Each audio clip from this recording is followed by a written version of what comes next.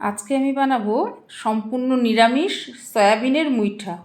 তো এর জন্য আমি 10 টাকা দামের 1.5 প্যাকেট সয়াবিন নিয়ে নিয়েছি। সয়াবিনটাকে সিদ্ধ করে জলটা ভালো করে চেপে নিয়ে নিয়েছি। আর এখানে একটা আলু সিদ্ধ নিয়ে নিয়েছি। আর সয়াবিনটাকে আমি দুবারে মিক্সিতে একটু পেস্ট করে নিচ্ছি। একেবারে মিহি পেস্ট কিন্তু করব না, তো এইরকম আমি পেস্ট করে নিয়েছি। এবারে আলুগুলোকে একটু হাত দিয়ে ভালো করে মেখে নিচ্ছি। এখন আমি এর মধ্যে দিয়ে দেব স্বাদ অনুযায়ী নুন, দিয়ে দিচ্ছি 1 চামচ চিনি, এবারে দিচ্ছি 1 চামচ লঙ্কার গুঁড়ো, 1 চামচ হলুদ গুঁড়ো, 1 চামচ দিচ্ছি আমি ধনে গুঁড়ো আর 1 চামচ জিরে গুঁড়ো। এবারে আমি দিয়ে দিচ্ছি 1 চামচ মতো গ্রেট করা আদা। এবারে দিচ্ছি 2 টেবিল চামচ বেসন আর দিচ্ছি একটু ধনে পাতা কুচি। এখন সব কিছু একটু ভালো করে মেখে নিতে হবে। এখানে কিন্তু একটু গরম মশলার গুঁড়োও দেওয়া যেতে পারে, কিন্তু আমি যেহেতু ধনেপাতার কুচি দিয়েছি সেই জন্য গরম মশলাটা আর এখানে দিলাম না। তো তোমরা চাইলে কিন্তু গরম মশলার গুঁড়োও দিতে পারো।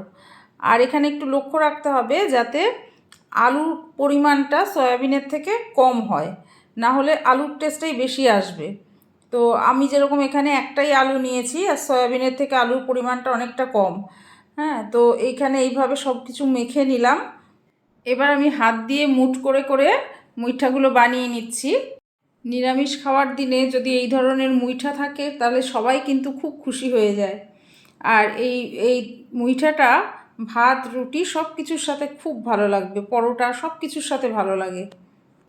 কয়েকদিন আগে সয়াবিনের ধোকা বানিয়েছিলাম, তো সেই রেসিপিটাও কিন্তু আমার পেজে দেয়া আছে, তোমরা চাইলে দেখে নিতে পারো। ভীষণ ভালো হয়, সেই রেসিপিটাও খুব ভালো লাগে খেতে।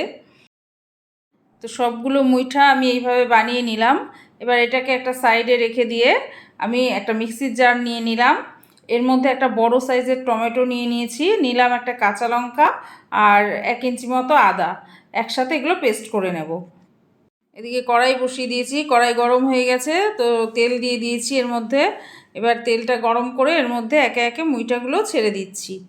তো মুইঠাগুলো ছেড়ে দেওয়ার পরে গ্যাসের আঁচটাকে কিন্তু একদম লো করে দিতে হবে। লো আছে একটু সময় নিয়ে মুইঠাগুলো ভেজে নিতে হবে, না হলে কিন্তু ভিতরের যে মশলাগুলো দিয়েছি সেই মশলাটার কাঁচা গন্ধ থেকে যাবে। তাই জন্য লো আছে আস্তে আস্তে মুইঠাগুলো একটু লাল লাল করে ভেজে নিতে হবে। একটু সাবধানে উল্টে দিতে হবে যাতে মুইঠাগুলো ভেঙে না যায়। আমি এখানে খুব কম বেসন ব্যবহার করেছি যাতে টেস্টটা ভালো হয়। তো দেখো এইভাবে আমি লাল লাল করে সবটা মুইঠা ভেজে নিলাম। আর আরও যেগুলো বাকি আছে সেগুলোও আমি একইভাবে ভেজে নেব।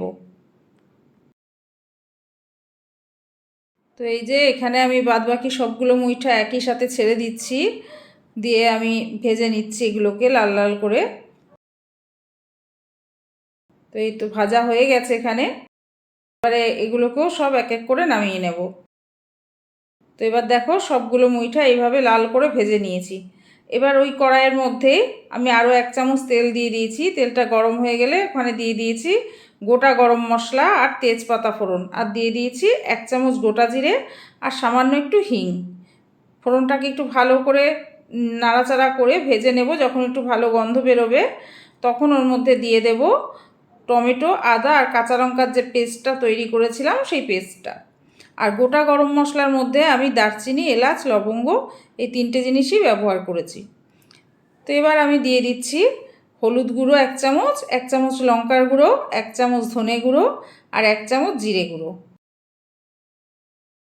এবার মশলাগুলোকে একটু ভালো করে মিশিয়ে নিতে হবে। এখন আমি এর মধ্যে দিয়ে দিচ্ছি স্বাদ অনুযায়ী নুন আর দেব একটু কাশ্মীরি রেড চিলি পাউডার। তো কাশ্মীরি রেড চিলি পাউডারটা এটা ঝাল হবে না, এটা কালারের জন্য দিচ্ছি, এটা অপশনাল। তো এবার মশলাগুলো সব ভালো করে একসাথে নাড়াচাড়া করে একটু কষিয়ে নিতে হবে। তো মশলাটা কষিয়ে নিয়েছি, মশলা থেকে তেল ছাড়তে শুরু করেছে। এবারে দিয়ে দিলাম 1 চামচ চিনি বা স্বাদ অনুযায়ী চিনি দিয়ে দিতে হবে। আর দিয়ে দিলাম এখানে আগে থেকে সিদ্ধ করে টুকরো করে নেওয়া 2টো আলু। তো আলুগুলোকেও দিয়ে মশলার সাথে খুব ভালো করে কষিয়ে নিতে হবে নেড়েচেড়ে। আর আলুটাকে আমি 80% সিদ্ধ করেছি। তো এবারে গ্যাসের আঁচটা একটু বাড়িয়ে দিয়ে টমেটো বাটা রেখেছিলাম সেই বাটিটা ধুয়ে একটু জল দিয়ে দিলাম।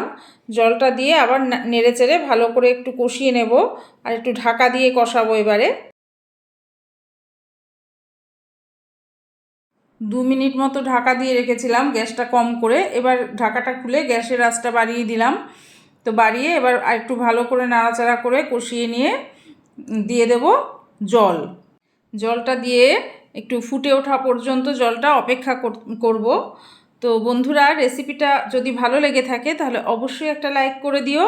যারা ফেসবুক পেজ থেকে দেখছো তারা ফলো করে দিও, আর যারা ইউটিউব চ্যানেল থেকে দেখছো তারা সাবস্ক্রাইব করে দিও আর পাশে থাকা বেল আইকনটা প্রেস করে দিও।